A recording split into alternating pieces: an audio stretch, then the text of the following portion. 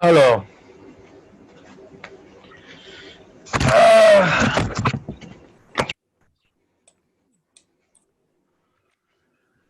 donc nous avons Parashat Shoftim qui n'est pas particulièrement longue et qui semble nous présenter des mitzvot qui se suivent. Globalement, on parle dans cette paracha des différentes institutions, des différentes autorités, des différentes influences que Hachem veut donner au peuple. Institutions, autorités, influences. On a donc les shoftim, les shotrim. On a donc aussi le Melech, le roi. On a également le prophète. On a également les Kohanim.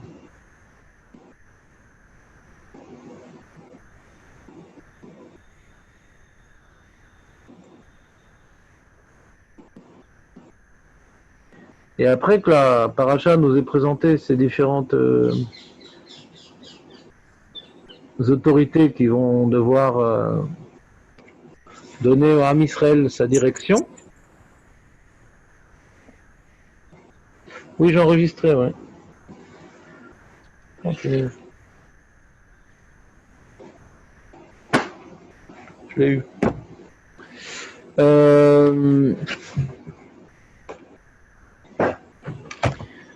Qu'est-ce que j'ai dit? J'étais en train de dire je l'ai eu. Sinon, oui. Donc, qu'est-ce qu'on disait Voilà. Bon, hiérarchie, je sais pas. C'est-à-dire, j'ai dit le mot hiérarchie? J'ai dit autorité, ouais. Hiérarchie, bon, je sais pas, c'est quoi la hiérarchie entre le prophète? C'est pas marqué que tu enregistres. J'entends pas très bien, excuse-moi. C'est pas marqué quoi? Allô? Que tu enregistres. C'est pas marqué que tu enregistres. Si, c'est marqué, c'est marqué. Ok.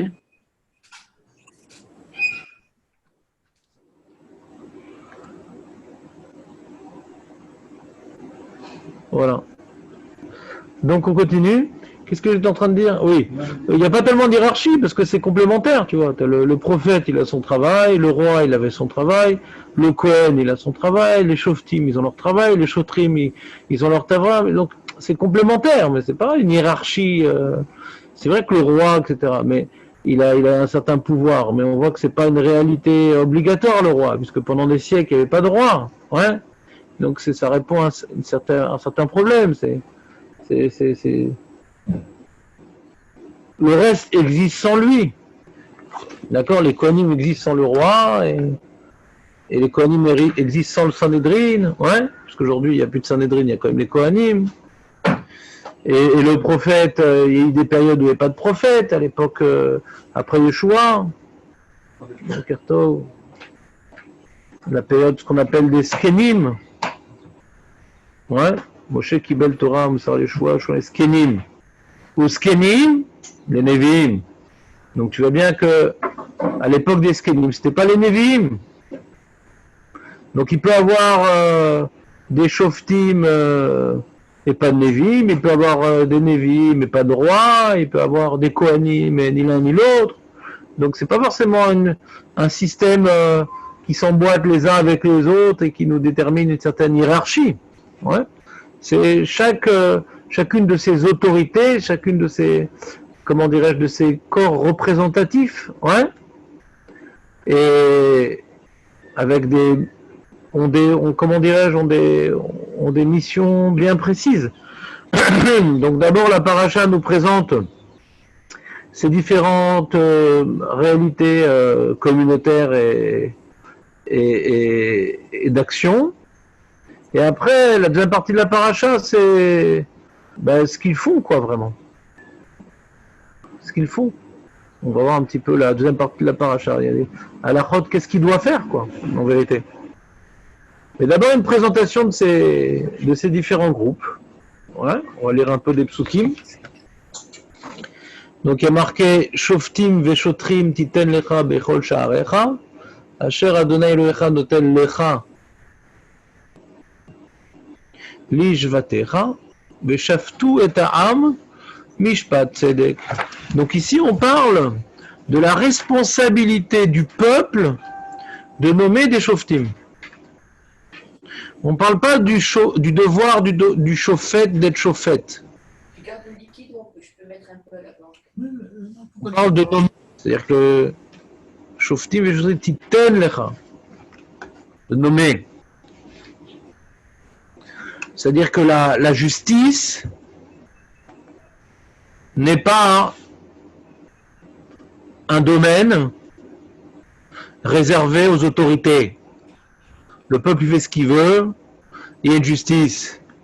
Certains vont essayer de slalomer entre les différents rouages de la justice, vivre malgré l'autorité de la justice. On voit dans la Torah, non.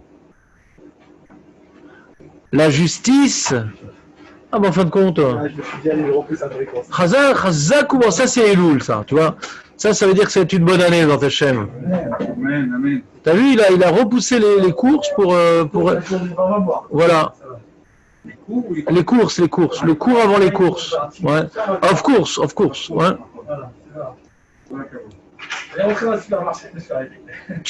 Eh ben, il y a où tu cours ou bien tu marches. Donc il a supermarché pour faire les courses. Il a une batte colle. Avec. Il a supermarché pour faire les courses. C'est pas mal celle-là. Faut la noter, elle est nouvelle. Il y avait de côté quand même depuis 3 semaines. Non, moi je sais pas, j'étais en stand-by. Et t'as compris ou pas? Donc t'as compris ou pas, Shimon? Nous on est dans un système, tu vois, où on met les masques quand il y a un flic, on met la ceinture quand il y a un flic, d'accord? C'est-à-dire que la justice, on l'a subie. On ne sent pas véritablement... Ça, c'est la police, pas la justice. C'est pareil. Il y a Shoftim et Shotrim. Shoftim, c'est ceux qui font les lois, et Shotrim, c'est ceux qui les appliquent. Ouais. En général, la police, ouais, je ne parle pas quand ils veulent tabasser, mais quand la police respecte les lois, ça arrive, hein, attention, ça arrive. Eh bien, c'est le bras armé de la loi, quoi. C'est vrai que c'est des hommes. Donc, nous-mêmes, on ne respecte pas nos devoirs, bah, forcément, ça arrive que eux non plus, quoi. Ce qu'on appelle un abus de force. Quand quelqu'un il a un certain pouvoir, c'est le pouvoir avili, quoi. Les juges sont tordus par leur pouvoir, les policiers, les hommes politiques, c'est comme ça, c'est une réalité. C'est-à-dire, c'est pas... on serait pas forcément mieux qu'eux à leur place, c'est-à-dire, ça sert à rien de les critiquer, c'est une réalité, que le pouvoir avili, elle m'a la saute. Mais la particularité du Ham Israël, c'est qu'il ne doit pas subir la justice, il doit se sentir responsable de la justice. Quand la Torah commence par la notion qu'on doit nommer des juges, c'est-à-dire que si maintenant, je sais pas, moi imagine on vient de conquérir la terre d'Israël, etc., et on est en train de s'occuper de matérialisme, de s'occuper de réalité terre à terre, alors normalement un juif qui se respecte devrait se lever, s'ériger et dire mais attends, qu'est-ce qui se passe, il n'y a pas de juge là. Faut pas attendre qu'il y ait quelqu'un de très important qui prenne ça en main. On a une responsabilité, ouais, que la justice règne. Sinon, à quoi bon vivre? Chacun pour soi, on n'est pas des bêtes. On n'est pas une meute de loups. À notre niveau, on nomme des gens pour qu'ils nous représentent, pour faire appliquer cette justice. Ouais, tu dis toi aujourd'hui comment on fait? Bah aujourd'hui comment on fait, c'est difficile, mais quand maintenant on vient par exemple voter pour des partis religieux, ouais, vraiment religieux, qui ont pour enjeu de faire avancer la Torah et les mitzvot dans la terre d'Israël, ouais. Ils ont des défauts comme tout le monde, mais on voit qu'ils font quand même avancer les choses, et c'est ça qu'on leur demande de faire. Et bien un des enjeux, c'est qu'il y ait de moins en moins de lois goy dans notre pays. Donc comme maintenant on va le jour des élections voter pour eux, alors on accomplit cette mitzvah également d'établir des juges, pas pour qu'il y ait une loi turque anglaise dans notre pays, mais que la Torah soit représentée dans notre pays. Ouais. Alors bien sûr, c'est progressif, parce qu'on vient de loin. On est dans une société occidentale où les valeurs toraniques sont pas forcément la priorité de la construction de ce pays. On peut comprendre, c'était pas des gens religieux, mais à nous de jouer notre rôle. On n'est pas là pour critiquer, on est là pour agir. Excusez-moi, je vais boire un petit coup.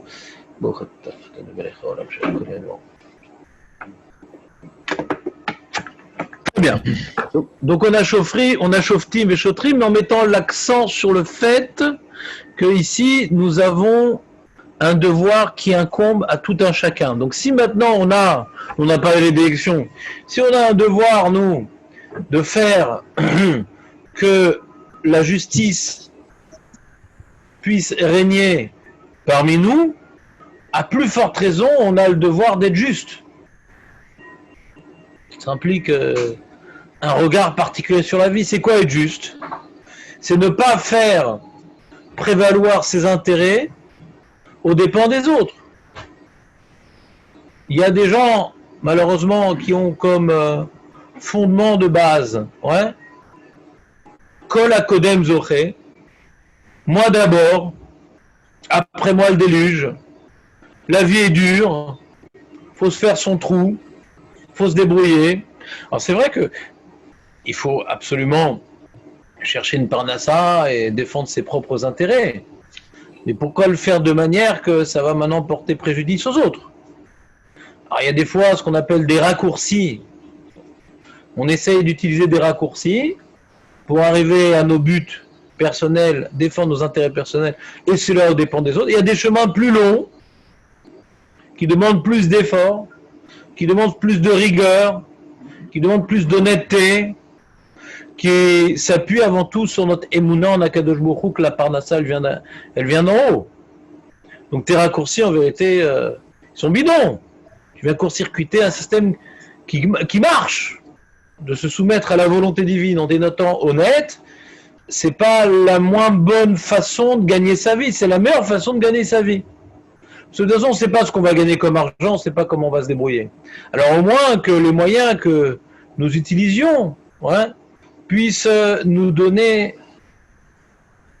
une certaine dignité. Pourquoi perdre sa dignité pour subvenir à nos besoins? Donc comme maintenant la paracha commence par un ordre de nommer des juges qui vont être justes, alors quelque part, ça implique directement qu'on va nous-mêmes obéir à la loi. Si on a un devoir de nommer des juges, c'est qu'on veut, ça va nous impliquer ça va nous pousser à obéir à la loi.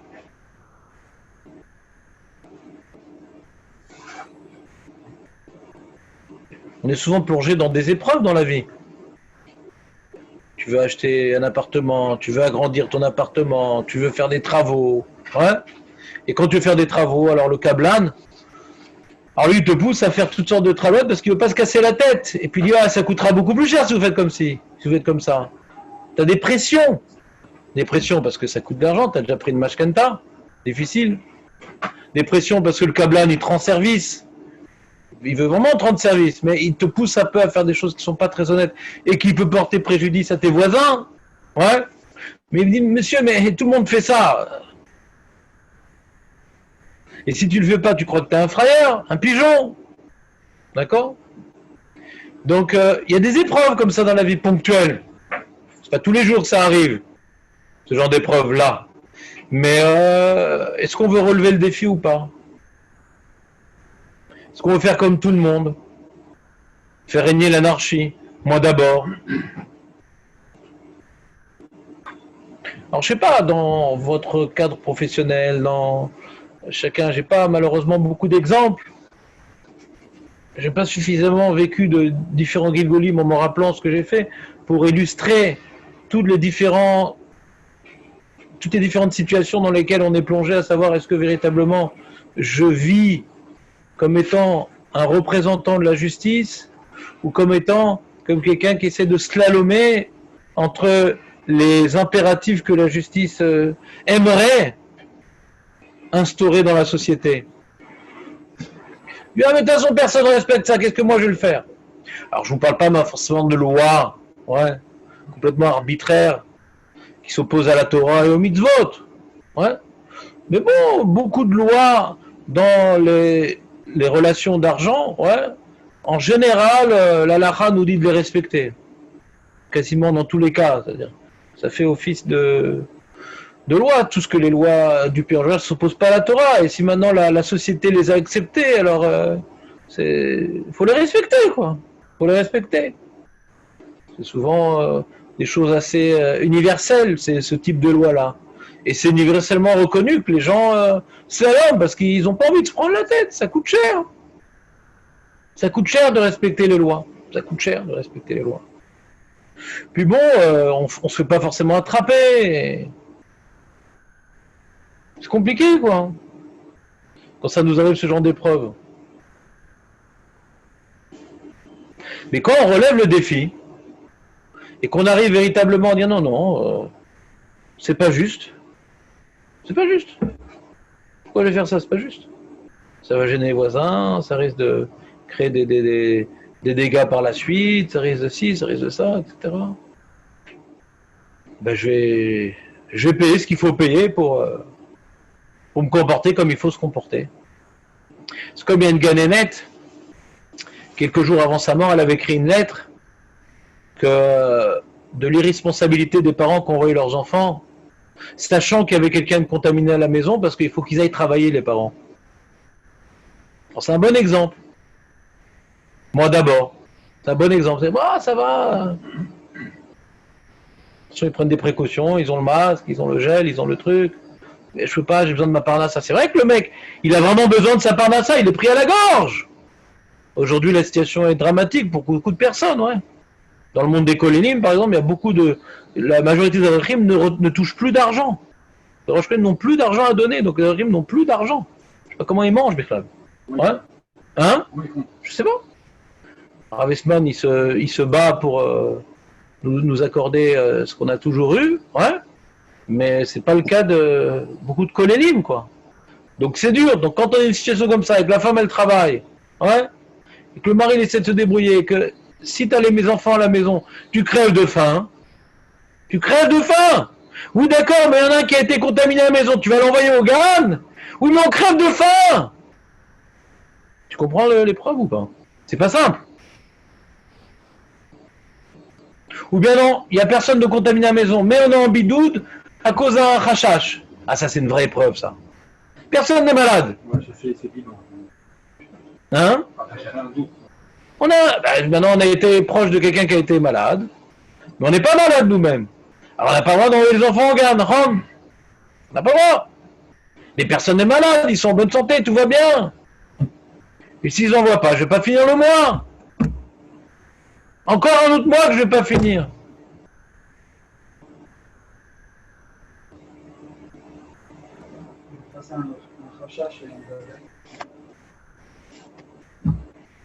On respecte la loi. Il n'y a pas de question. Non, mais ça a déjà été tranché le problème. C'est pas que maintenant on te demande d'être juge. Il y a déjà des lois. Oui. Oui. D'accord, bah tiens-toi au courant. Non, des fois, non, quand quelqu'un, le bidoute, c'est connu, ouais, il n'y a pas de problème, il n'y a pas de victoire, il n'y a pas de discussion, il n'y a pas de problème. D'accord? Il n'y a pas de problème. Bah, elle est morte, la ganénette, du coup.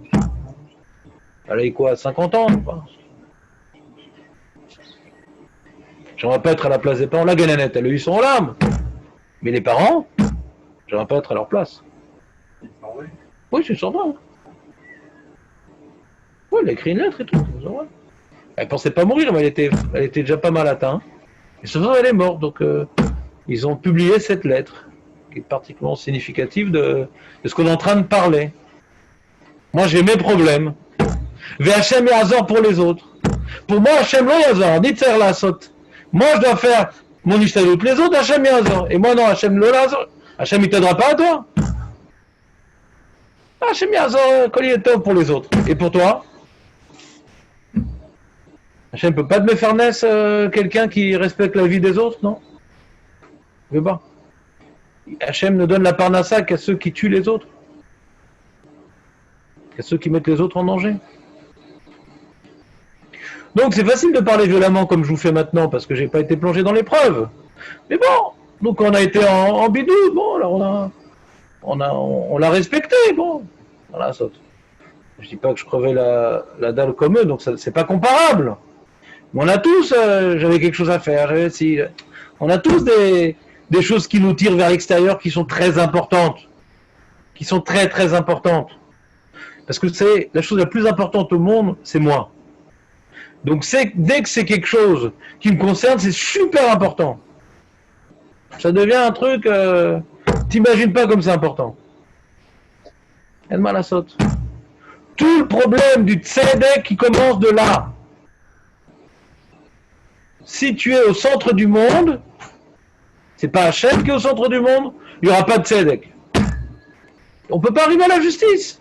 Parce que la justice, c'est comment dirais-je, c'est une annulation de l'individu pour l'intérêt du groupe. Il y a une notion d'annulation pour la justice. Tu es obligé de t'annuler. Tu es obligé de mettre au second plan tes intérêts pour l'intérêt de la communauté. Ça, c'est dans les sociétés laïques. Et dans notre paracha, dans la Torah, c'est pas pour l'intérêt de la société. C'est pour que règne la justice divine dans le monde. C'est beaucoup plus élevé encore. Pour que les valeurs divines soient respectées, que nous les incarnions. Quand nous respectons la vérité, quand nous respectons la justice, nous sommes des envoyés d'Akadosh Baruch Hu, nous sommes des ambassadeurs d'Akadosh Baruch Hu, nous sommes des vecteurs de la Torah. Nous représentons la volonté de l'Hachem. C'est encore beaucoup plus élevé. C'est pas une annulation aux besoins de la communauté, c'est une annulation à la volonté divine, une annulation à la Torah. Et bon, inutile de préciser par rapport au sujet qu'on vient d'évoquer, que bien entendu, de ne pas mettre les autres en danger avec ce virus-là, qui touche chaque personne différemment. Il y en a qui le passent très bien, il y en a qui le passent très mal. Il y a des gens qui n'en sont pas morts, mais ils en ont été gravement affaiblis, jusqu'à ce que j'ai vu que les médecins disent que certains ont le même, état de santé que quelqu'un qui aurait passé un infarctus. Donc c'est un affaiblissement structurel. Donc pourquoi entraîner un infarctus à l'autre? On n'a pas souvent dans la vie l'occasion d'être un meurtrier. Ne la saisissons pas. Moi je prends cet exemple parce qu'il nous concerne aujourd'hui. Parce qu'on voit, il y a des gens qui sont réglo et des gens qui ne le sont pas. Et pourquoi? Tu vas sur la route, c'est pareil sur la route. Sur la route, c'est pareil. Il est pressé, le mec. Il est pressé pour son travail, pour son loisir, pour son rendez-vous. Il est pressé. Et il va faire des choses très dangereuses. On le voit. Il n'y a pas un jour où on ne le voit pas. Vous avez déjà conduit un jour sans voir des fous? Il y a personne sur la route aussi. Comment? Il y a. Même s'il n'y a personne, il faut respecter la loi. Il y a une histoire comme ça, Benjamin. Il y avait une fois le Rav Shar qui était dans la rue à 1h du matin et il attendait, il y avait le feu. Le feu était au vert, donc il ne pouvait pas passer. Quelqu'un a dit, mais Rav, il n'y a personne. Il n'y a personne dans la rue. Il était très tard, ouais, c'était petites heures de la matinée. Ouais. Je ne sais pas quelle heure il était. Il dit, non, mais c'est une loi. C'est une loi, le code de la route, c'est une loi. C'est quoi l'idée? L'idée est très simple. Quand maintenant on s'impose une discipline de respecter la loi, même dans les cas les moins problématiques possibles. Donc on a pris sur nous cette discipline. Donc il n'y aura pas ni le stress, ni le etc. qui va nous prendre en otage parce qu'on a une discipline, c'est tout. L'importance de la discipline dans la vie, c'est que au moment de l'épreuve, on ne tombe pas parce qu'on a une discipline. C'est ça tout le lien de la halakha. Que quelqu'un maintenant il prend sur lui de respecter la halakha. Sérieusement. Et il fait des efforts pour cela. Ben quand devant il va être une grande épreuve, ouais, qui peut être dans Arayot, quelqu'un par exemple qui respecte la halachot ichoud. de ne pas s'isoler avec une femme, qui respecte de ne pas faire la bise, de ne pas serrer la main, etc. Toutes ces barrières-là. Hein. Alors quelqu'un dit, oh, ça va, c'est pas ce que tu vas faire, serrer la main à une femme, tu vas faire bise, que tu vas arriver à des fautes très graves, hein. Ça va, arrêter, hein. Vous êtes complètement extrémiste. D'accord. D'accord. La plupart des gens qui ont serré la main à une femme dans leur vie n'ont pas fauté des fautes trop graves. D'accord. Ils ont déjà fait une avéra de serrer la main. Non, il faut le lever. Je peux pas, j'ai pas d'épaule.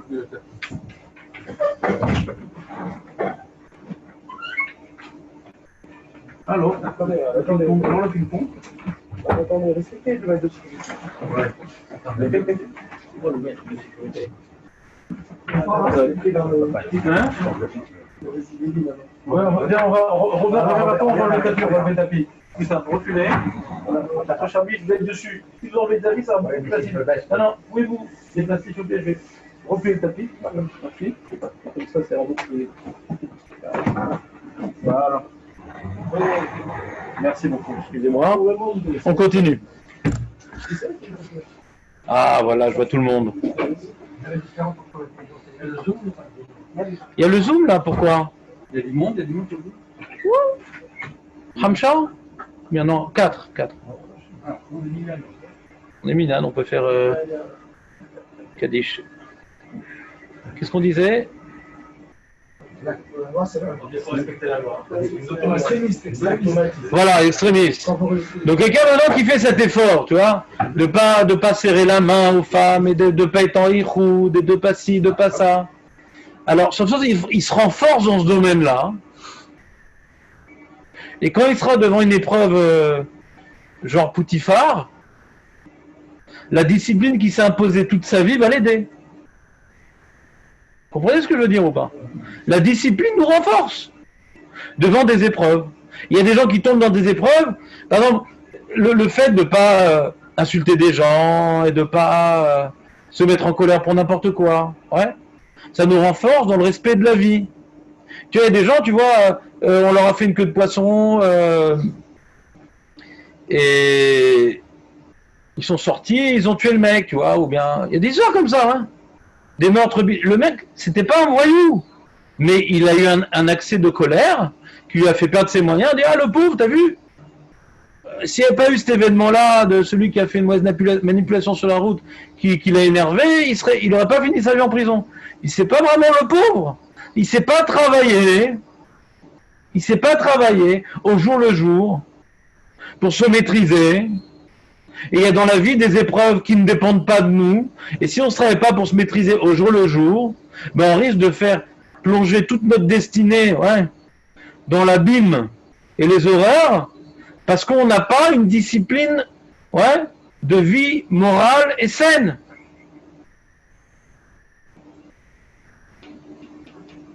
Donc de vivre avec des lois, c'est se protéger des excès que tout le monde regrette.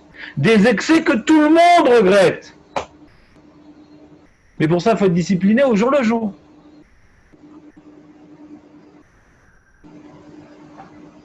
Bon, c'est une notion fondamentale, en particulier Rosh Chodesh Elul, qui introduit Rosh Hashanah Yom Kippour. Parce que ce que nous allons faire durant les Asara Yemei Teshuvah, c'est quelque part redéterminer la discipline à laquelle nous devons nous subordonner. Au fil de l'année, on se permet des choses, des fois oui, des fois non, des fois ci, des fois ça. Mais il y a certains acquis chaque année. On doit faire un bilan chaque année. Est-ce que j'ai augmenté en discipline, c'est-à-dire des choses que je ne fais plus jamais, ou des choses que je fais toujours en termes de mitzvah et que je ne fais plus jamais en termes d'avera. Plus j'augmente, comment dirais-je, c'est une conquête quelque part. Il y a un domaine à conquérir qui s'appelle notre vie. Il y a la vie de l'imprévu. Des fois oui, des fois non. Je suis imprévisible dans ça. D'accord? J'ai pas de discipline, donc je suis imprévisible. On est tous comme ça. Ce qu'on appelle le Yetzirah, il y a des domaines où des fois on arrive, des fois on n'y arrive pas. On n'arrive pas à s'imposer véritablement un comportement solide qui ne bougent pas. Et chaque année, on a une période, un stage intensif qui s'appelle Asarim Teshuvah. On va essayer de prendre sur nous des actes qui ne bougeront plus. On va rajouter sur notre subordination. C'est pas faire semblant pour montrer qu'on croit à Hachem et qu'on a peur du dîn, etc. Ça suffit pas. Il faut rajouter dans notre subordination. Et tout acte de subordination qu'on va rajouter, ne serait-ce que un, nous renforce dans la prise de conscience que nous devons être subordonnés. Même si on rajoute un acte de subordination. Comme celui, tu vois, il prend sur lui de toujours faire Haché Hatzar dans le Sidour, par exemple. Je dis pas que c'est bien, je dis pas que c'est obligé, je dis pas que c'est ça qu'il faut prendre sur soi, Mamash lo. Mais il va le faire. Donc à chaque fois qu'il va faire Haché Hatzar, il va faire l'effort de prendre un Sidour, d'accord? Donc cet effort qu'il va faire à chaque fois va muscler pas uniquement Haché Hatzar, il va muscler le devoir de subordination qui va avoir des retombées dans tous les autres domaines. Tu comprends ou pas? Pourquoi il faut prendre Je sais pas, je n'ai pas dit qu'il faut, j'ai pas dit qu'il faut. Quand tu l'as fait sans Sidour, tu l'as fait mal. Quand tu l'as avec Sidour, il y a des chances que tu le fasses mieux. Parce que tu as fait un effort. Toute chose dans laquelle tu fais un effort supplémentaire, donc tu t'investis personnellement, tout investissement personnel fait en sorte que tu vas essayer d'y mettre une touche personnelle et de le faire mieux. L'idée, c'est pas justement, supprimer cet effort pour que c'est la finalité. Ça peut, ouais. Et c'est une question? Non, j'ai pas compris la question. Si au bout du compte, pour éviter de tomber justement dans des choses comme ça devient naturel. Après, l'idée d'effort, elle disparaît en fait. Ça devient automatique, c'est un protocole. C'est apporter de la valeur. Et il faut garder la notion d'effort? C'est la question que je me pose. Non. L'idée, elle est comme ça. C'est très bien d'avoir de bonnes habitudes. C'est tout ce qu'on essaye de faire avec nos enfants, non? On ne va pas essayer de les détruire psychologiquement et moralement pour qu'à chaque fois, ils aient le salaire de faire l'effort de se lever le matin et de faire l'effort de parler sans injurier. On va essayer de leur donner de bonnes habitudes. Nous aussi, on va essayer de se construire en acquérant de bonnes habitudes. Alors des fois, ça demande beaucoup d'efforts d'acquérir de bonnes habitudes. Mais qu'après, ça devienne une seconde nature, c'est très bien. Il n'y a aucun problème dans cela. La discipline, c'est le but. Maintenant, pour y arriver, ça demande beaucoup d'efforts. Maintenant qu'on y arrive, il y a des domaines infinis de conquête. Ouais. Si le seul enjeu de notre Avodat Hashem, c'est de se lever pour aller à la tefila le matin, alors on dit bon, il faut les soum Sahara. C'est bon, maintenant je me lève le matin, Maëch. D'accord, mais il faut travailler sur les midot. Et quand tu as des conflits avec la femme, faut essayer de vite d'arranger les choses et pas de tenir tête et des trucs. Et comme maintenant ça se passe mal avec le gendre, avec la belle-mère, avec je sais pas quoi, etc. Est-ce que tu vas répondre? Est-ce que tu vas en parler pour faire des chanara? Est-ce que de toute façon dans le monde humain, tu vois, il y a les mitzvot par rapport à Kadosh Baruch Hu, les mitzvot par rapport à nos semblables, d'accord? Les mitzvot par rapport à Kadosh Baruch Hu, alors c'est des acquis, c'est des habitudes à prendre. D'accord. Alors après qu'on ait l'habitude de faire la chose, après on peut le faire de manière automatique ou avec une intention de se connecter avec le jour. Il y a toujours maintenant un effort de le faire en recherchant de s'imprégner de la chose et pas uniquement de bouger des membres. Il y a bouger des membres et il y a les membres qui vont remuer le cœur. Il y a deux niveaux différents. Tu comprends ce que je veux dire? Maintenant, la première étape, c'est d'habituer notre corps à accomplir des actes. On va se lever, on va mettre les tefilines, on va manger, on va faire Birkat Amazon, on va prendre le loulav, on va... Toutes choses de mitzvot comme ça, on va se lever, on va faire attention que l'heure du Kriyat Shema. Des habitudes. Maintenant, j'ai fait l'heure du Kriyat Shema comme il fallait, Baruch Hashem. Mais j'ai pensé complètement autre chose quand j'ai fait le Kriyat Shema. C'était un schéma un peu brouillon. Il y a toujours une notion d'effort. Mais la première étape qui est d'acquérir des réflexes est fondamentale parce que quand tu es en train de te battre avec tes tefilines pour les mettre, tu te rends compte qu'en fait, tu as tourné autour du cou. Tiens, c'est bizarre, j'arrive plus à respirer. Ouais. J'ai tout fait pour mettre les tefilines, mais j'ai tout fait en fin de compte. Donc, tu peux pas tellement te concentrer au tefillin parce que tu es concentré sur l'acte. Donc, acquérir la légèreté d'accomplissement est fondamental pour pouvoir libérer une place dans notre cerveau de réfléchir à l'esprit de la loi. Mais la première étape d'acquérir l'acte, elle est fondamentale. Mais dis non, moi je mets pas tout ça, mais quand je mets, maman, je pense à Hachem et tout, mieux que tous ces mecs qui mettent tous les jours et sans savoir ce qu'ils font. Moi quand je le fais bien. Non, ça marche pas ton truc. Le but c'est pas se connecter à Kadosh Baruch Hu et avoir les yeux révulsés, d'être dans un état de transe et de faire une méditation transcendantale, métaphysique. Non, c'est pas ça le but. Le but, c'est d'obéir. Premier niveau, c'est l'obéissance. J'ai mis les tefilines. Deuxième niveau, c'est quoi les tefilines? À quoi je dois penser quand je mets les tefilines? Qu'est-ce qui est écrit dans les tefilines? Mais le deuxième niveau ne vient jamais être aux dépens du premier niveau. Jamais. Jamais de jamais. Très bien, revenons à notre sujet. Donc on a ici le début de la paracha qui nous parle de Shoftim, de Shotrim, très très bien. Et on doit nommer Tzedek Tirdof, les Mantirkié, Verashta et Haaretz, Asher Hashem Elokecha, Noten Lach. Et on voit que pour pouvoir bénéficier de la terre d'Israël et la conserver, il faut obligatoirement avoir des Dayanim Tzadekim. C'est ce que nous dit tout de suite Rashi sur ce verset-là. Ouais. Rashi te dit les mêmes Tirkié Verashta, donc on est dans Tetzain Kaf. Les mêmes Tirkié Verashta, Kedai ou Minou Yadani Makshirim, les Achiot et Israël vers le Shivan Aladmatan. On vient nommer des Dayanim qui sont kshérim. Je suis pas sûr que ce soit le cas aujourd'hui. Au Bagat, tous ces trucs-là. Alors ça donne de la vie au Ham Israël et ça leur permet de s'établir en Eretz Israël. Celui qui est vraiment sioniste doit se battre contre le Bagat.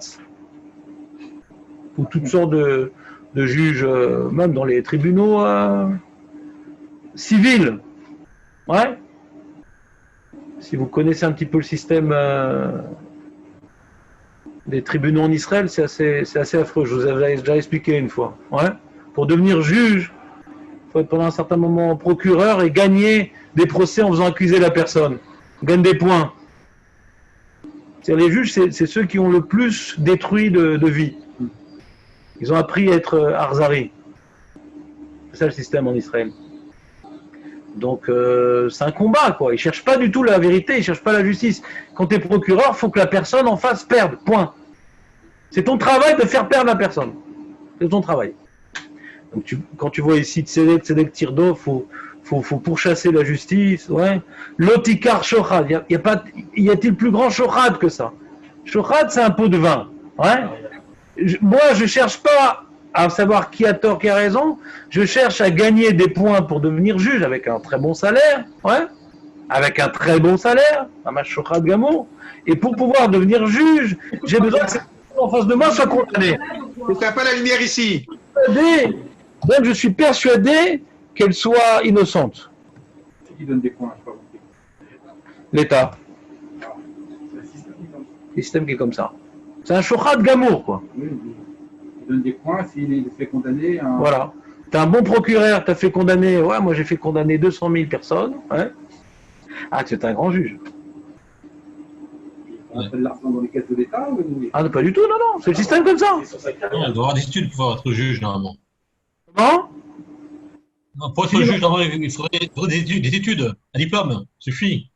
Mais là, il n'y a pas de diplôme, c'est comme ça, c'est... Il n'a pas besoin de diplôme, le juge? Ah non, il n'y a que avocat, ils ont un diplôme d'avocat, c'est tout, ils n'ont pas un diplôme de juge. Ah ouais. Ah, il nous rajoute une information, Marco. Il dit que les juges n'ont pas besoin de faire d'études plus qu'avocats, ce qui n'est pas grand-chose. Comme ça, il dit Marco, je ne connais pas. Bekitsour, bon, en tout cas, c'est pas des tribunaux qui font respecter les lois de la Torah, et c'est pas un système. Et donc, on voit la miséricorde divine, que malgré les tribunaux que nous avons en Israël, nous sommes quand même là. Nous sommes quand même là, pour Hachem. Mais comme je vous dis, comme il a demandé tout à l'heure David, alors qu'est-ce qu'on fait? Déjà, on essaie de nous-mêmes être justes.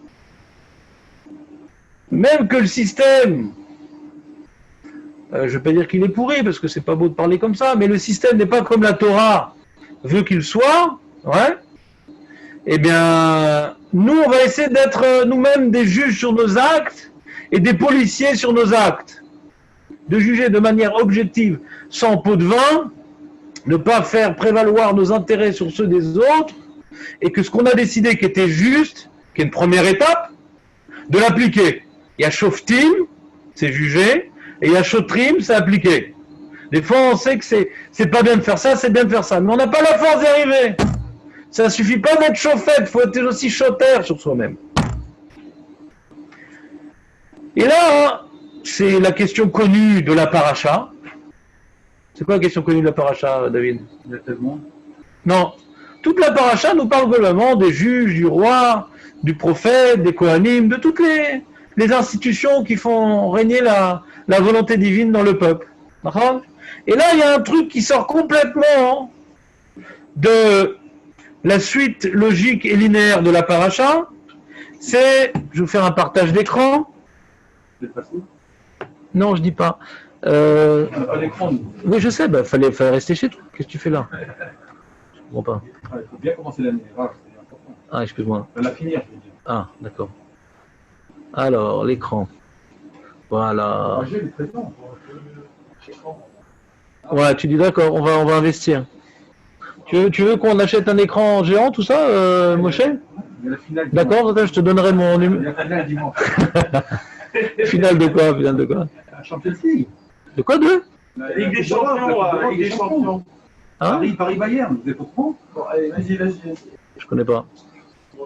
Attends, tu me partage. Non, c'est quand je m'occupais de mes gosses. Tu l'as dit, c'est bon.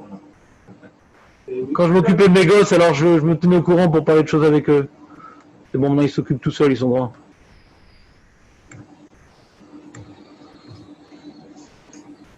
Vite 2 il a mis, non? Je te dis, il est con, bien. Je sais pas qui, mais mon fils va dire ah, 8-2, tu te rends compte? Je dis non. C'est qui les buteurs? Ah, ça, je sais pas. J'ai juste entendu, ouais, Agave, même pas il a parlé à moi, Agave. Ils ont parlé entre eux. J'ai même pas posé de questions. C'est pas que ça m'intéresse pas, mais ça m'intéresse pas.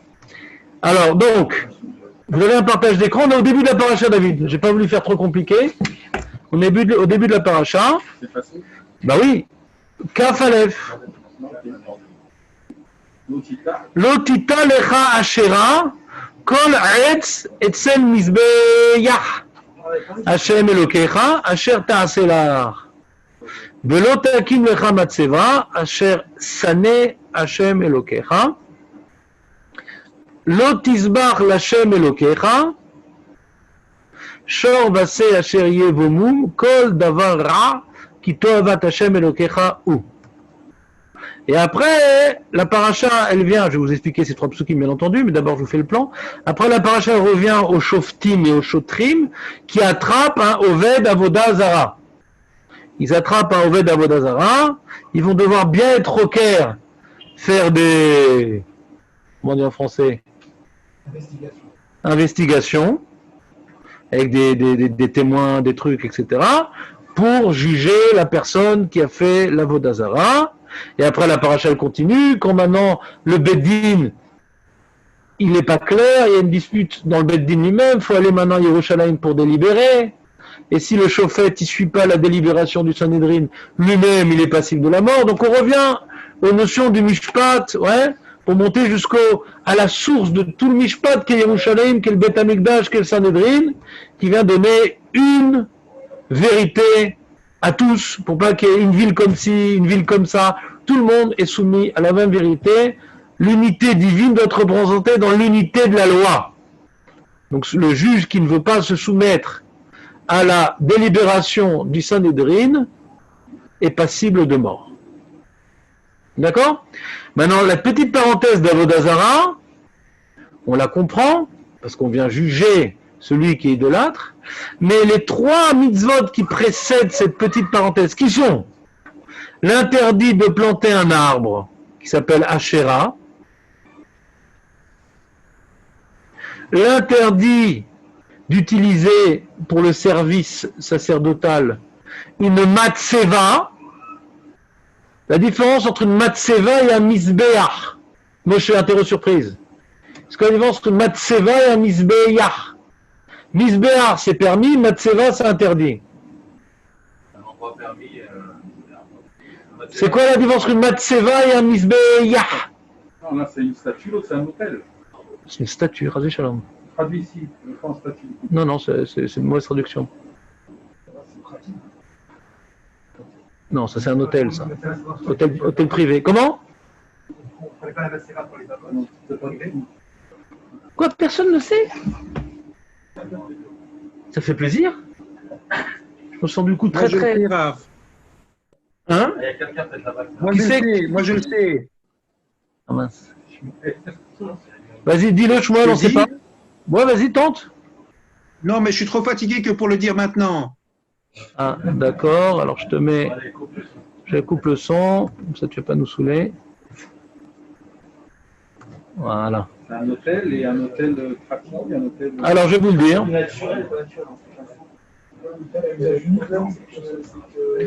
Donc, la matseva, c'est tu prends une pierre. La matseva, c'est une pierre existante sur laquelle les komarim, les prêtres idolâtres, viennent réaliser leur service. C'est une pierre. Comme tu vois un dolmen, mais couché. T'as déjà vu un dolmen ou pas? En Bretagne. C'est gros. Bah oui, c'est une grosse pierre. Ouais. Bah, c'est pas que le mec qui va sur un caillou, sur un pied comme ça, en faisant équilibre. Ouais. C'est une grande pierre, une matseva. C'est d'avoir mitziatsev, yatziv. Ouais. Matseva. D'ailleurs, pour une tombe, on appelle ça une matseva aussi. Ouais. Une tombe. Hein. C'est une pierre qu'on pose par terre. Hein. C'est une matseva. C'est une pierre posée par terre, une matseva. D'accord? Et misbéar, c'est quoi misbéar alors?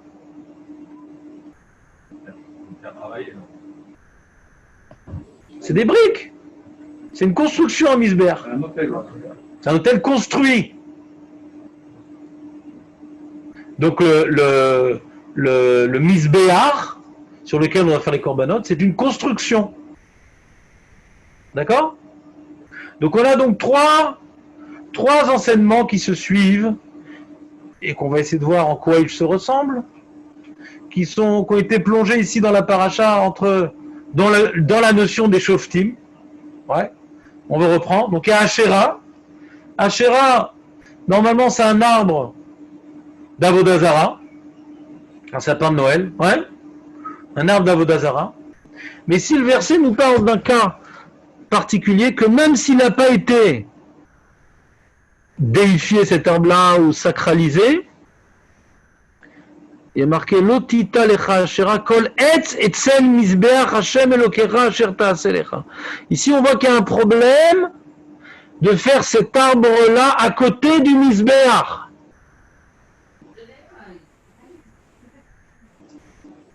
De planter un arbre à côté du mizbeach, même si tu ne fais pas Avodah Zarah dessus. On ne plante pas d'arbre à côté du mizbeach. Après, on te dit, il faut un misbar et pas une matseva. Et après, la Torah, elle te dit, et quand tu apportes ton korban, faut pas qu'il ait un moum. Quand tu apportes ton korban, faut pas qu'il ait un moum. Un défaut. Rashi nous explique, c'est pas forcément un défaut physique, c'est aussi un défaut en termes de pensée. Ce qu'on appelle un pigoul. Un pigoul, c'est quoi? C'est que j'apporte un korban, par exemple, shlamim, qui est un cadeau, ouais, shalmei nedava, par exemple, un cadeau pour Glouchou, et j'avais l'intention, quand je l'ai apporté, d'apporter un khatat, qui est un korban expiatoire, et non pas un korban d'offrande.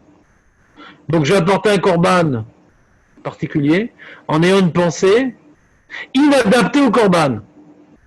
D'accord? Donc il y a un moum.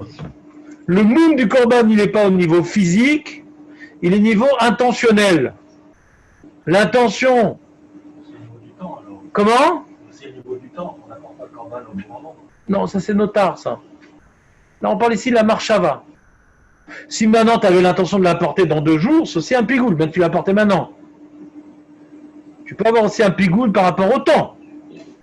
D'accord? Mais le pigoule, c'est pas marchava. D'où Rashi, il apprend ça.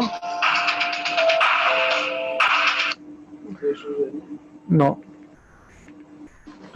Donc, d'où Rashi, enfin Rashi, Chazal, d'où Chazal que Rashi a rapporté de ça, parce qu'il y a marqué, Quel jour on est, Cécile?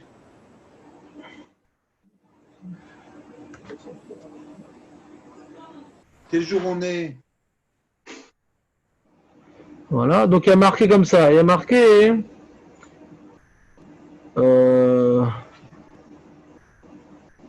Lotisbar, on est donc au Perek Yudzaïn Aleph, Lotisbar Lachem Shor Vasé, Asher Yebomum, Kol Davara. C'est qu'il y a marqué Kol Diboura, ouais? Kol Davara. Il y a un ribouille. C'est-à-dire que c'est un moum particulier. C'est un défaut particulier qui émane de mon intention. Il y a un décalage entre ce que la bête devait être et ce que j'ai voulu en faire. Alors quel est le lien entre ces 3 mitzvot-là qui sont venus donc être positionnés au milieu des shoftim veshotrim? Vous comprenez le problématique ou pas? On a 2 problèmes en vérité. Pourquoi c'est interdit de planter un arbre à côté du mizbeach? Pourquoi c'est interdit de faire un korban sur une matzeva? Quel est le lien avec l'interdiction d'apporter un korban ayant un défaut de pensée? Le lien donc entre ces 3 interdits et la relation entre ces 3 interdits et la mitzvah d'avoir des bons dayanim. Vous êtes avec moi? C'est clair la question ou pas? Hein? T'as une réponse? La réponse? Ah, je t'écoute, ça m'intéresse parce que j'ai rien dit. C'est entre les mythiques, la shopping, la réponse, à comment, sur quel mode, sur des métaphores, comment les choisir correctement. Ah. Expliquer comment choisir bien ça. Si, on nous a dit, je ne l'ai pas lu, mais il y a marqué, je vais te le relire. Il y a marqué comme ça. Meshavtu etam mishpat tzedek, donc faut juger le peuple. Mishpat tzedek, un mishpat qui est tzedek. Et la Torah, elle dit, lo tate mishpat velo takir panim velo tikar shochad. Il y a 3 choses. Lo tate mishpat. Lo tate mishpat, ouais. C'est ne viens pas faire pencher la balance. C'est-à-dire, tu as envie maintenant de condamner l'innocent ou de faire gagner le coupable. Non, lotate mishpat. Ne détourne pas le jugement. Première chose. Lotakir panim. Rachid te dit que quand maintenant ils viennent les 2 parties devant le juge, faut pas montrer une préférence envers l'un ou vers l'autre. Parce que ça risque de décourager. Il dit, oh là là, il est contre moi et tout. Donc même si j'ai pas forcément décidé de favoriser une personne ou l'autre, mais je dois me comporter avec eux de la même manière. Il dit Rashi, par exemple, Azara ledaen shelo yerach lezé ve caché lezé. Je vais parler durement avec lui et plus gentiment à l'autre. Ça risque de faire perdre les moyens, parce qu'à l'époque, parce que la Torah ne permet pas d'avoir d'avocat. Chacun, il doit se défendre. Donc si maintenant je vois que le juge, il est tout le temps en train de me crier dessus, je vais vite perdre mes moyens et je ne saurais pas trouver les bons arguments qui représentent clairement ce que je sais, ce que je pense et ce que je pense être. Ou bien tu n'as pas le droit de faire un, tu le laisses debout, et l'autre tu dis asseyez-vous monsieur. Les filles chez Kéroézé, chez Adayen Mechabel et Travero, Mistatmim Taranotav, quand il voit que l'autre il a été honoré et pas lui, alors ça lui coupe le sifflet. L'otikar Shochad, la personne, elle veut maintenant te rétribuer, même que tu as l'intention de juger bien, mais dis bon, j'ai besoin d'argent, il veut me donner de l'argent, mais je vais quand même juger de toutes mes forces comme il faut, tu n'as pas le droit. Ça, c'est corban. Ah, Hazak. T'as vu, c'est une belle structure ce qu'il veut nous faire, Guy, David. Non, c'est pas grave, moi non plus, mais je fidélise. Il veut essayer de trouver un lien logique entre une certaine illustration. Une illustration de... C'est quoi? Comment choisir un bon juge? Alors, il y a 3 mitzvot qui parlent d'autre chose, évidemment, mais de manière métaphorique, qui nous rajoutent d'autres informations sur les conditions à respecter pour trouver un bon juge. Et donc, il est content parce que il y a ici 3 mises en garde, ouais. 3 mises en garde par rapport au juge, de ne pas détourner le jugement, de ne pas se comporter différemment entre les 2 parties, et de ne pas recevoir un pot de vin. Et veut dire que c'est en parallèle aux 3 interdits qui suivent. D'accord? De manière allégorique, métaphorique. Mais ce qu'il dit, en réalité, Guy, c'est une invitation à l'enseignant de poursuivre le schéma. C'est pour l'instant, tu as juste donné le titre. Après, voilà, comment déduire de ces 3 choses-là des notions qui sont liées au jugement? La question reste ouverte. Mais tu proposes une piste de lecture. D'accord? Et tu sais qui... Non, c'est pas moi. Et c'est toi. Et tu sais qui dit comme toi, Guy? Sachant que ça passait. Ça Non. va bien passer. Fidélisation. Et Loul, plein de choses. Ouais? Non. Le Ramban, après. Non. On va essayer. Non, pas de mec aussi fort. Ouais. Il y a à peu près 50 lignes sur tout le Chumash. Donc celui que tu ne dois pas citer, c'est lui. Il n'a presque pas écrit sur le Chumash. Mais si tu veux perdre, tu peux le citer. Le Sforno. Le Sforno, il fait ce travail allégorique. Moi, j'ai pas kiffé. Mais comme tu l'as dit, je vais te le lire.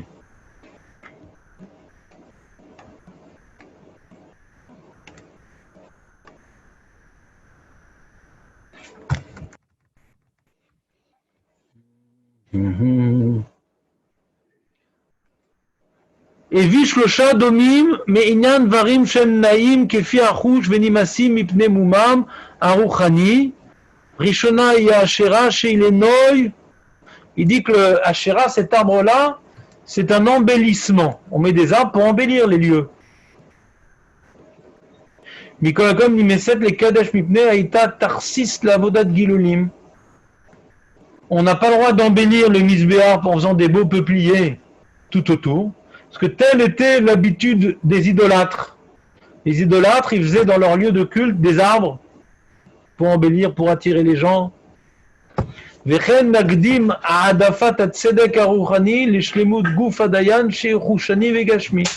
dit on voit, il ne faut pas essayer de rechercher un embellissement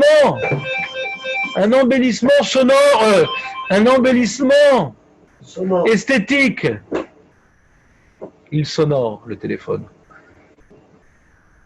T'entends ou pas? Alors il dit pareil, des fois tu as un juge, il a un œil de verre, un pied de beau et une bosse. Ouais. Il n'est pas très beau. Comme monstre. Mais il a des valeurs spirituelles. Alors il dit ça, Asherah c'est donner de s'investir dans l'esthétique, alors que le misbéar c'est s'investir dans le spirituel. Donc mets de côté l'esthétique. Ne cherche pas à embellir.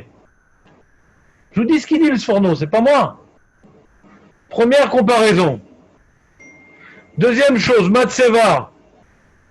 Il dit, pourtant Yaakov, il a utilisé, ça lui est arrivé qu'il a fait des corbanotes sur une Matseva. Avant, c'était permis. Depuis le don de la Torah, c'est devenu interdit. וזה כי עיננה כאילו המקריב ניצב תמיד לפני הקדוש, כעניין שביתי אשר איני תמיד, ונפלה מזאת המדרגה בעניין עגל כאמרו שם כאילו עלה בקרבך, וכן יקרה בעניין זקן שאינו פרקו נאה, שיצא עליו שם רע בילדותו, שתמצא זקן ופרקו נאה. Il dit c'est quelque chose qui antérieurement était interdit et qui est devenu, qui était antérieurement permis et qui est devenu interdit. ils ont fait la faute du veau d'or, la matseva était interdite, est devenue interdite. Je ne sais pas pourquoi, comme ça il affirme.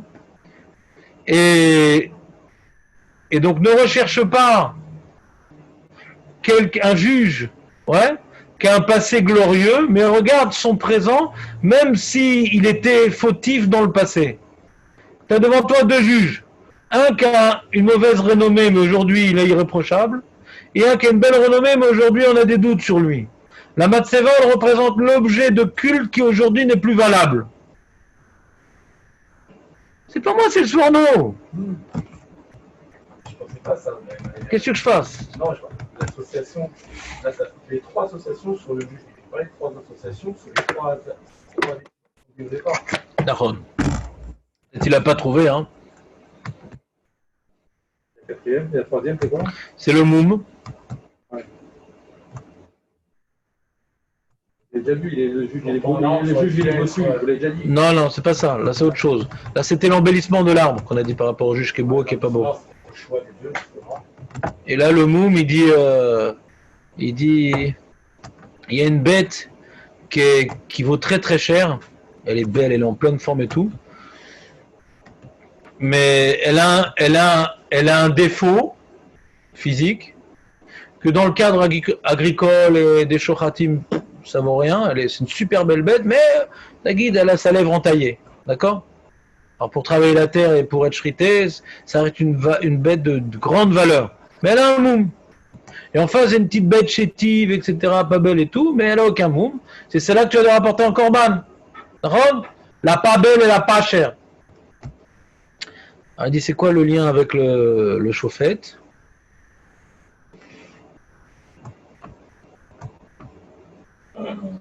T'as un juge qui est très très riche, qui a plein d'argent, plein de diplômes, etc. Mais il a une mauvaise midote. Et t'as un juge tout pauvre, tout inconnu au bataillon, mais il a de bonnes midotes. Le moum, c'est les mauvaises midotes. Le défaut du korban, c'est les mauvaises midotes. Bon, c'est le parallèle que le Sforno a voulu nous proposer. Moi, je vous propose une autre lecture.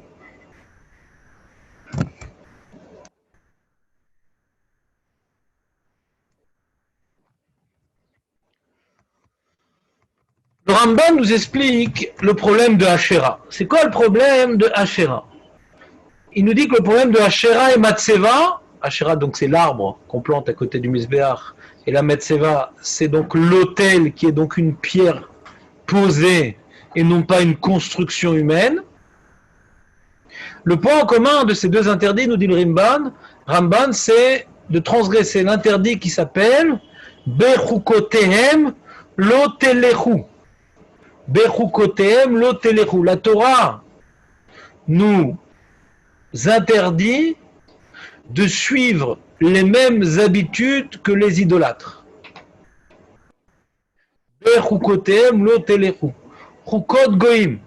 Ce que font les goïm et qu'on ne sait pas pourquoi ils le font. S'il y a une logique, il y a une question, on a demandé une fois à Rav Eliashiv, est-ce que maintenant un médecin il a droit à une blouse blanche? Les goïm ils ont tous ça.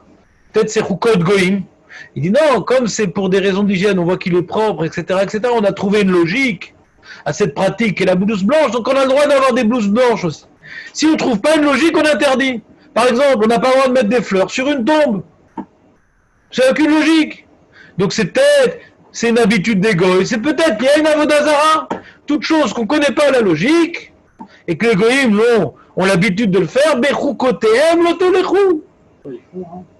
Interdit de mettre des fleurs sur une tombe. On n'a pas le droit. Ça, c'est les Russes qui nous ont ramené ça. Non, mais l'État, quand il y a le Yom HaZikaron, tout ça, il rapporte. Ouais, d'accord. L'État. L'État, ils vont d'après les Chukot Goïm, l'État. Ils veulent ressembler aux Goïm. C'est le message phare de Ben Gurion. La référence de l'État, l'origine, c'est d'être une nation parmi tant d'autres. Ouais. Il y a une question dans les poskim également de Bechukotehem lo telechu. Est-ce que maintenant on a le droit de faire une minute de silence? Bah putain, c'est les goïms qui ont imposé ça. Et c'est quoi la logique? Si on ne trouve pas de logique, c'est assou. C'est pour ça que nous, quand il y a la minute de silence, on fait des teilim. Pour ne pas rentrer dans le problème de Bechukotehem lo telechu. Pas uniquement pour Bitul Torah. Faut pas rentrer dans Bechukotem Lotelechu. Comment? Parce que le respect du silence ne favorise pas le respect C'est de possible. la concentration. C'est possible. Se distraire par l'environnement. En tout cas, on a un doute. Peut-être c'est une pratique idolâtre de se taire. On peut pas savoir. C'est pas quelque chose qui s'impose de lui-même après coup. On peut trouver une logique. Je veux dire, les fleurs aussi, c'est pour pas que le mort il sente mauvais. Je sais pas moi, pour couvrir l'odeur du mort. On peut trouver toutes sortes de choses. Mais c'est pas une logique implacable. Une blouse de médecin, c'est une logique implacable. Je sais pas si les propres c'est sale, ouais. C'est une blouse blanche. Tu vois bien que les conditions d'hygiène ont été respectées, ouais. Comment tu dis? Elle est verte ici, Elle est verte. la blouse. Les infirmières, non? Le médecin, c'est vert. Il y en a qui ont des blouses blanches en Israël quand même, non? Ça, opératoire, c'est. Bon, je sais pas. Moi, j'en ai vu des blanches aussi. Oui, il y a des blancs. Il y a des blanches. Il y a des vertes. Bon. Les vertes, c'est par rapport au drapeau de palestinien. Comment? Les masques et la blouse, ils sont verts. Ah. Bon, d'accord. D'accord, très bien. Donc, on va être un peuple tout vert. Ouais, on est tout vert, nous, d'esprit. Dans la Shira, Oui, Asherah. on a dit que c'est par rapport au nord et par rapport à la beauté. Non. Une seconde, non. Attends, une seconde. Il y a le sforno que j'ai rapporté, et maintenant je suis en train de faire un autre pirouche. Je t'écoute, mais je précise, attention, ne fais pas d'amalgame. Il peut apporter de l'ombre aux personnes qui sont à côté des militaires. Pas obligatoirement d'Avogadara ou d'Inov. L'arbre, tu vois, L'arbre, il fait de l'ombre. Ouais, pourquoi tu es à l'ombre? Qui t'a dit que tu es à l'ombre? C'est agréable dans le pays chaud d'être à l'ombre. Agréable, qui dit qu'il faut être agréable? C'est Navoda, quoi, qui dit qu'il faut être... Le mec, il va maintenant, ouais, aller à un défilé pour rendre honneur du roi avec une ombrelle. Qui t'a dit que tu as une ombrelle? Tu fais ça les Hachem, qui dit que tu es agréable à ce moment-là. Bien la marche et de salir, Comment? C'est pas obligatoirement lié à Vodazara. Mais t'as donné une notion qui est possible mais qui n'est pas obligatoire, ouais. Qui dit que maintenant il faut être à l'ombre. C'est nécessaire pour l'avoda. On parle ici d'avoda, on parle pas ici maintenant. C'est pas un camp de vacances, c'est une avoda. Par rapport à l'avoda, c'est nécessaire d'être à l'ombre.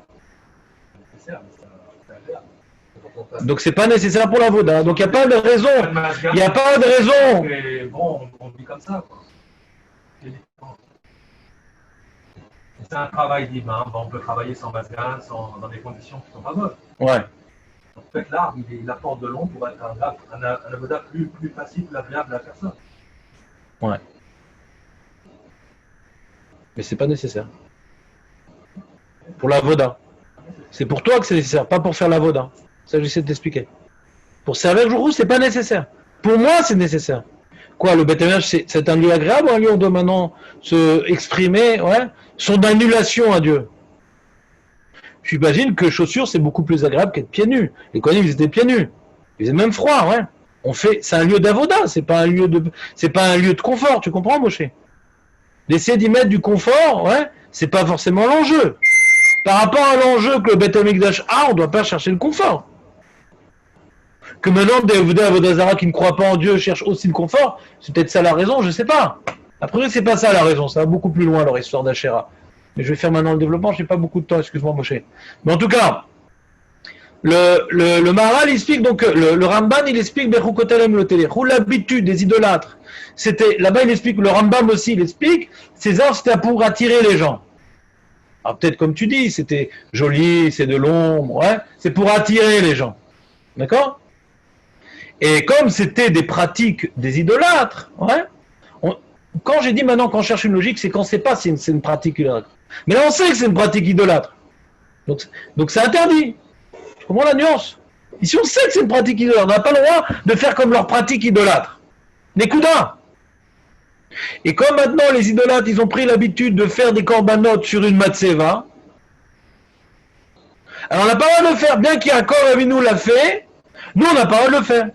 Si on n'a pas le droit, la Torah elle a interdit à Am Israël, pas Yaakov Avinu, la Torah elle a interdit à Am Israël, pas Yaakov Avinu, de globalement suivre les pratiques idolâtres. D'accord? Très bien. Excusez-moi, là je ne vais pas pouvoir vous laisser vous exprimer parce qu'il me reste un quart d'heure et je ne suis pas sûr de pouvoir terminer mon explication, mais si vous voulez me parler après le cours, c'est avec plaisir. Le problème ici, Chazal nous apprend une halakha très intéressante. Il y a écrit qu'il ne faut pas planter un arbre à côté du misbéach, mais une autre halakha, c'est qu'on n'a pas le droit également de faire une construction à côté du misbéach. Il y en a qui disent en bois, il y en a qui disent lavzavka en bois. Ouais, on va dire construction en bois pour simplifier le schéma. D'accord? Alors, Pour certains, cette interdiction, le Rambam par exemple, il dit que l'interdiction d'avoir une construction en bois à côté du Misbéar, elle est des Rabbanan. Pour qu'on ne plante pas d'arbres à côté du Misbéar, on interdit qu'il y a même une construction en bois. C'est une barrière. C'est une barrière. Pour pas arriver à planter d'arbres, voilà, je veux rien autour du Misbéar. Écoute-là. Rashi rapporte le Sifri et il met ça au même plan, planter un arbre ou une construction, pour lui c'est pas Rashi. On voit dans le verset il y a marqué Lotita lecha ashera kol etz etzel misbear. Le kol etz, il n'y a pas marqué Lotita lecha ashera etzel misbear. Il y a marqué kol etz, tout bois. De là, Rachid apprend que c'est même de Raïta hein, d'avoir une construction en bois à côté du Misbéar. Alors c'est quoi la logique? L'habitude des Goïm, c'était de planter un arbre, c'est pas de faire une construction en bois à côté du Misbéar. Alors c'est quoi la logique? Pourquoi il y a un problème? Ça remet en question le sens de la loi. Pourquoi il y a un problème de construire une construction à côté du Misbéar? Le Maharal y répond, je vais vous lire ces mots. Il dit Ve'en atam kemo shepiresh harambam mishum sheyaderech ovdei avodah zara lasot kar kedei lekabetz ha'am tartea. D'après Rashi, l'explication n'est pas comme le Rambam de planter des arbres pour attirer les gens autour de leur service. Aval tam ha'isur deu kemo shituf davar el davar sha'er raoui liot hamizbeach bemeyuchad kedei leorot al mi shenivna lo hamizbeach u meyuchad. Ou mi shenoté etzlo ilan obaït areu meshatef imo tavar. L'enjeu du misbéar, c'est de servir Akadosh Baruch Hu, l'unique avec un U majuscule, l'unique. Hachem nous a ordonné de faire des corbanotes pour lui. Quand tu associes au misbéar d'autres réalités, que ce soit un arbre, une construction, tu ajoutes quelque chose à côté du misbéar que Hachem ne t'a pas ordonné.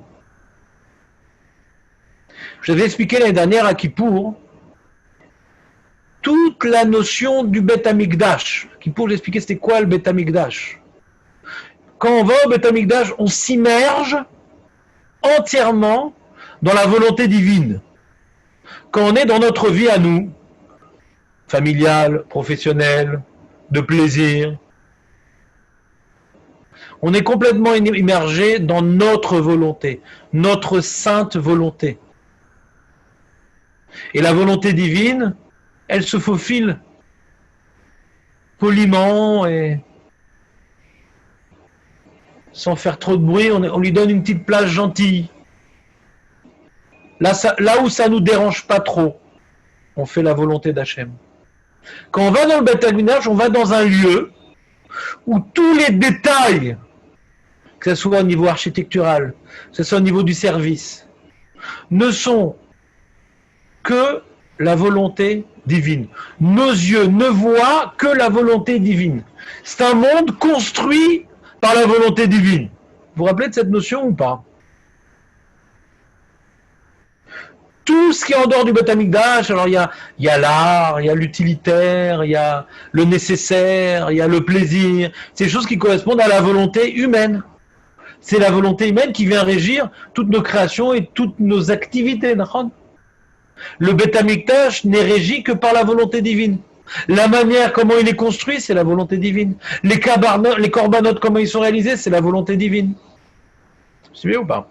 Maintenant, on avait expliqué pourquoi la paracha du Yom Kippour était introduite par le rappel du décès de Nadav et Avihu à Haremot. Parachat Haremot, c'est la paracha du Yom Kippour.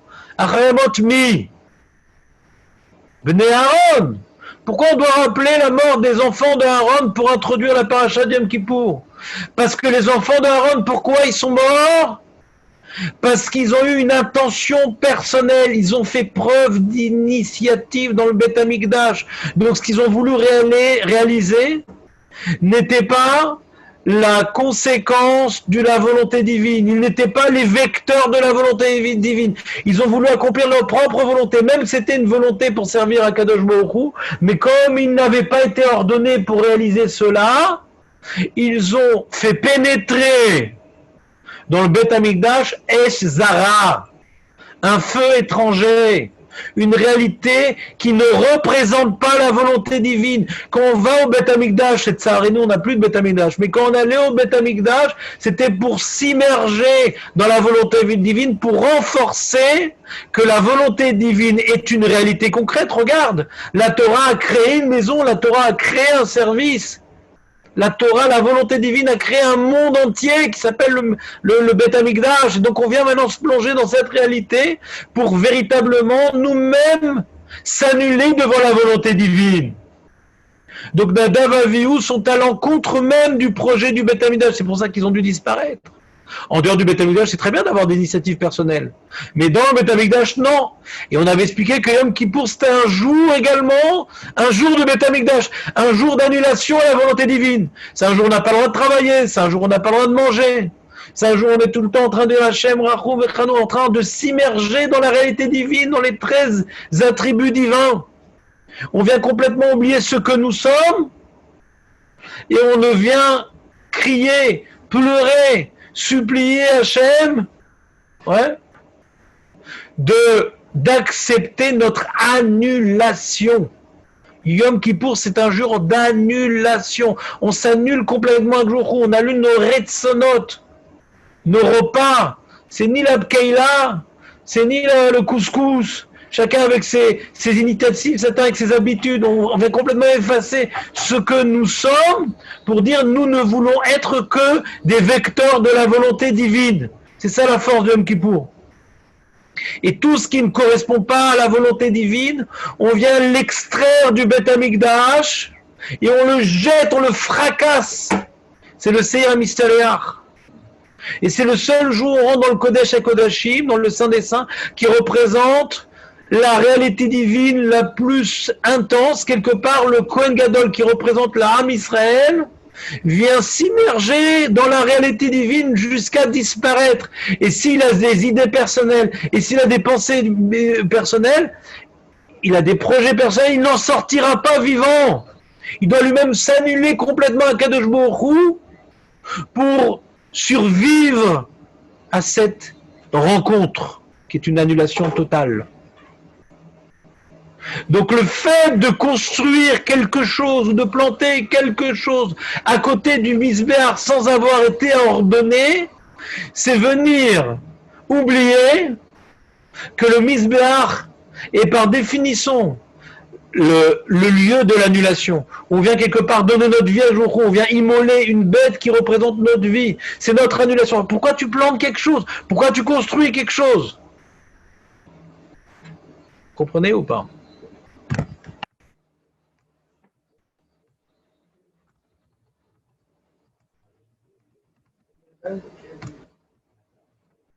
Nadav Avihu. Nadav.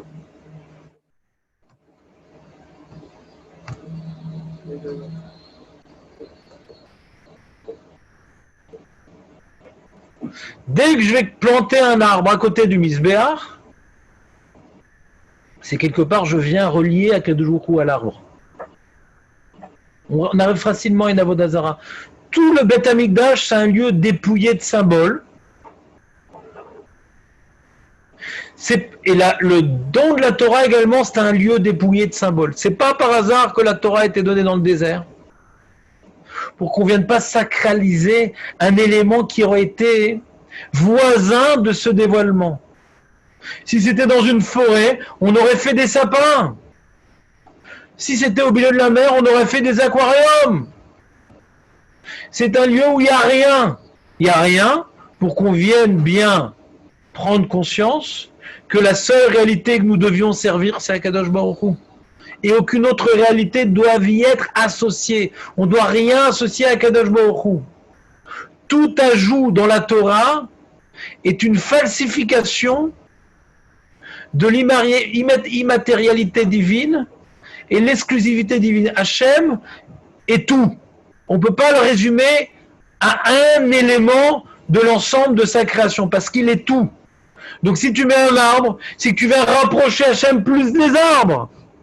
Si tu mets une pierre, c'est que tu viens rapprocher Hachem du minéral. Aucun élément de la nature doit être associé à cette avoda, parce qu'on viendrait dire que Hachem il est plus dans les arbres, il est plus dans la pierre. Mais le misbéach, c'est pas un élément de la nature.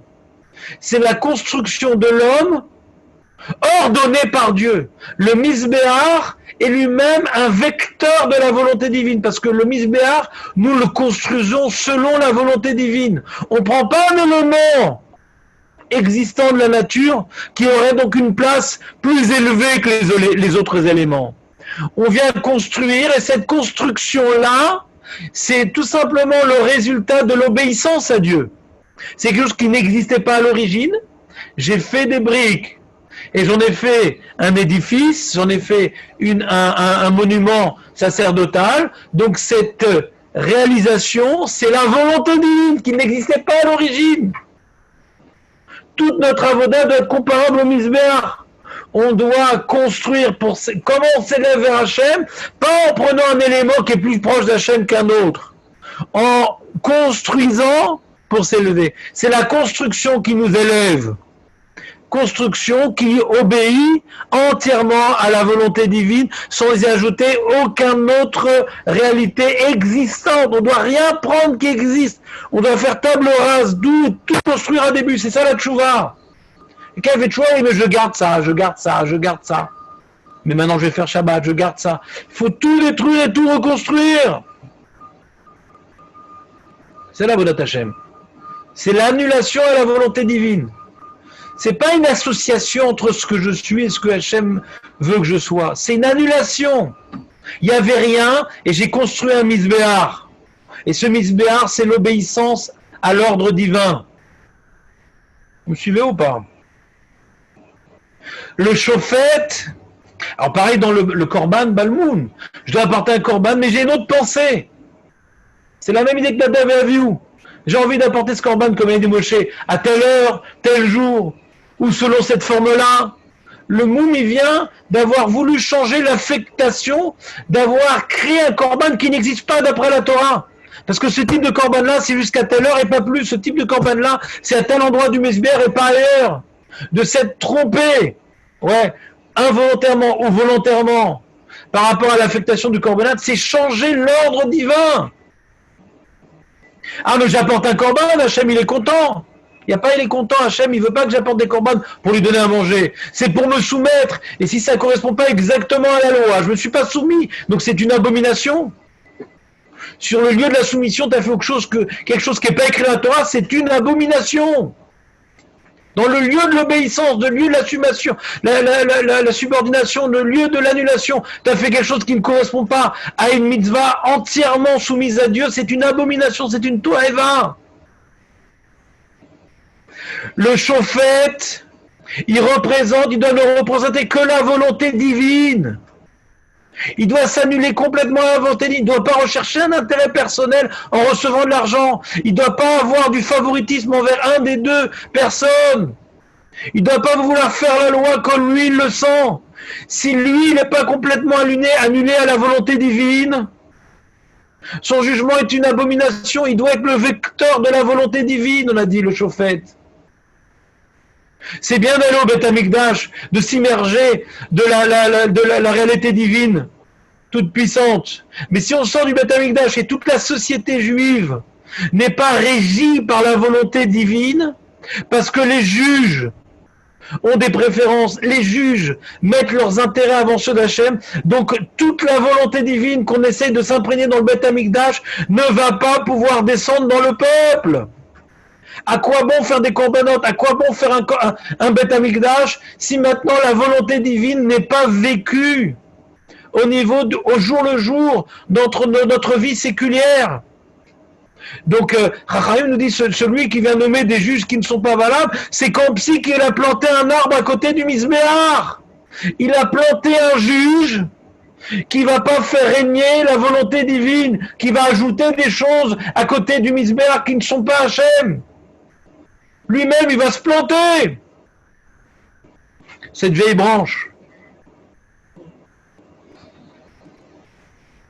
Et si on replace ce message-là à notre niveau personnel, quand maintenant on va juger d'un problème dans notre vie, que ce soit notre parnassa, que ce soit notre famille, que ce soit nos plaisirs, il faudra toujours prendre du recul et se demander, est-ce que maintenant je le fais pour la volonté divine ou j'ajoute des notions supplémentaires? Est-ce que je suis en train de planter un arbre à côté du Misbéach? J'ai le droit de prendre des vacances pour reprendre des forces pour la Vodat Hashem? J'ai le droit de chercher une parnassa pour pouvoir maintenant vivre honnêtement, faire des mitzvot avec, trouver ma place dans la vie.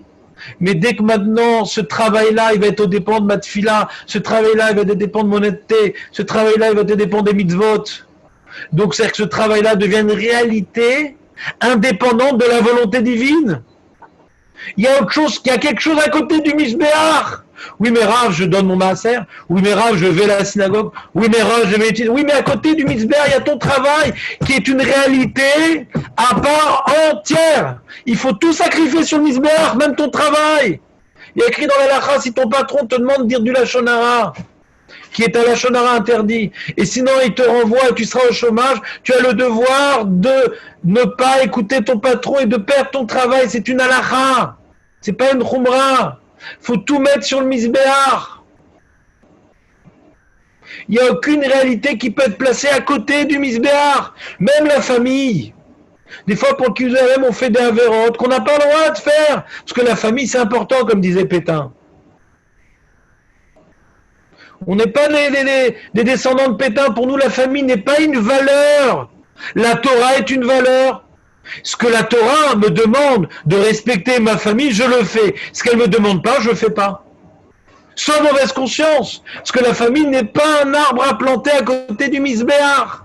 Il n'y a que le Misbéach. Si lors d'un repas, il y a de la shonara qui sont J'ai la bouche pleine. Déjà, je dis, qu'est-ce que t'en penses? C'est facile de trouver.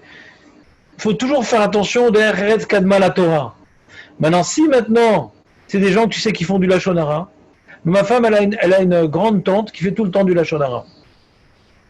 Alors, elle trouve des techniques, ouais, pour quand on la voit, de préparer plein de parades, de sujets, d'histoires, de blagues, de trucs.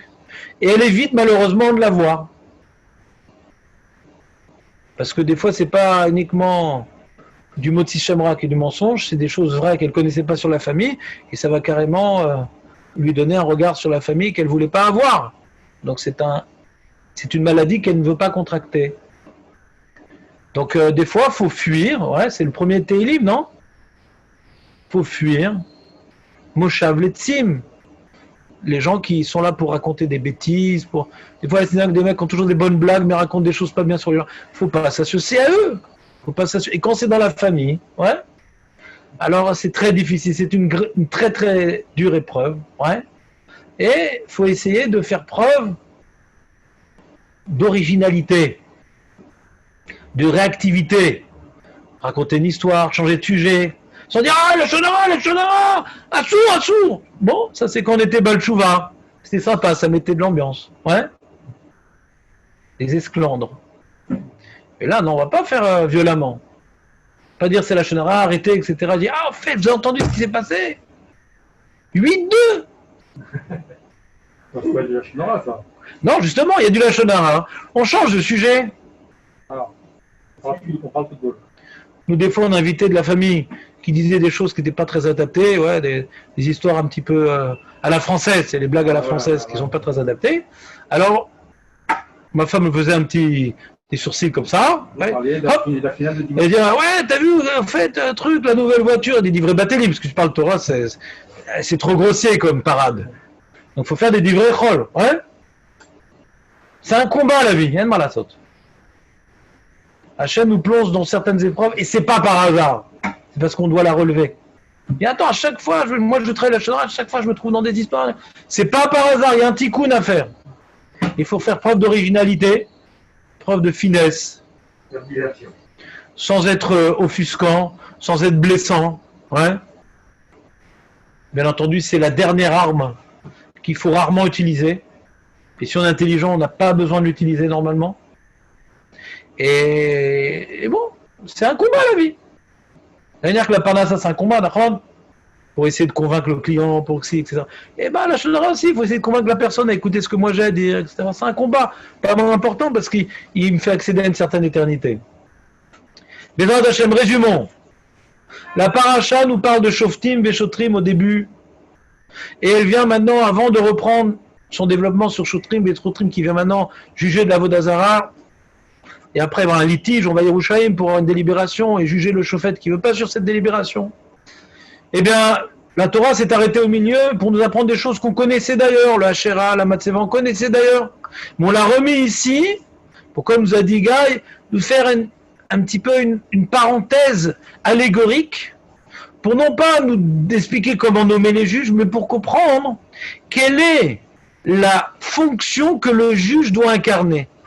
Il doit tout simplement s'annuler à la volonté divine, ouais, et complètement faire taire ses intérêts personnels, ses inclinaisons. Il y a des gens que t'aimes bien, que t'aimes pas. Donc tu as plutôt tendance, tu vois un mec qui a une barbe religieuse, qui a l'air comme ça avec les yeux, mais l'autre comme ça, avec des tatouages, qui a l'air orgueilleux. Tu dois pas leur parler différemment, tu dois pas... faut s'annuler. Qu'est-ce que la Torah elle dit? Pas qu'est-ce que moi j'ai envie de dire, qu'est-ce que mon intuition me dit, qu'est-ce que mes opinions me font faire. Donc le juge doit complètement s'annuler à Kadosh Baruch Hu. Il doit brûler tout ce qu'il est sur le Mizbeach et ne mettre à côté du Mizbeach aucune notion qui n'est pas dictée par la Torah. Parce que lui, c'est le vecteur de la volonté divine dans le âme. Si lui, il fait pas ça, la volonté divine restera un musée dans le Beth Amikdash, qui dès que tu passes l'enceinte du Beth Amikdash, on a avorté toutes les belles idées de la Torah. Tu passes l'enceinte, on a avorté les belles idées. Ça. Et c'est pour ça qu'après on vient continuer sur l'idée du Shofet qui ne veut pas obéir à la décision du Sanhédrin. Le Sanhédrin siège au Beth Amikdash, il est imprégné du Mizbeach. Et quand il y a un litige entre deux juges, on ne sait pas comment délibérer, c'est donc l'inspiration du temple qui va aider le Sanhédrin à délibérer selon la volonté divine, et le juge qui ne va pas se remettre à cette délibération va devoir mourir, parce que lui, le seul but qu'il doit dans la vie, c'est d'être justement le vecteur du Beth Amikdash. Donc ce qui a été délibéré par le Beth Amikdash, par le Sanhédrin qui est au Beth Amikdash, il doit s'en soumettre pour qu'il y ait une seule volonté divine dans le Ham Israël. On s'en fout de ton opinion, même tu es plus intelligent que les autres. On veut une seule opinion inspirée par le Mizbeach. Ils sont juste à côté du Mizbeach, le Sanhédrin. Il doit s'annuler au feu divin. Ce travail-là nous concerne, ne rien mettre à côté de notre avodat Hashem. Ni la femme c'est important, ni les enfants c'est important, ni la famille c'est important, ni l'État c'est important. Tout peut être important dans le cadre de la Torah. Eretz Israël est important dans le cadre de la Torah, comme disait Rav Kook. En dehors du cadre de la Torah, on n'a pas de place en Eretz Israël, disait Rav Kook. Certains de ces talmidim m'ont oublié. La famille c'est important dans le cadre de la Torah. La parnassa c'est important dans le cadre de la Torah. Tout doit être élevé sur le Mizbeach. Il n'y a aucune réalité figée à côté. C'est notre travail d'Elul. C'est notre travail de Rosh Hashanah. Alors manifestez-vous, est-ce que vous voulez faire un minyan à Rosh Hashanah? Gaï, ça te chauffe ou pas?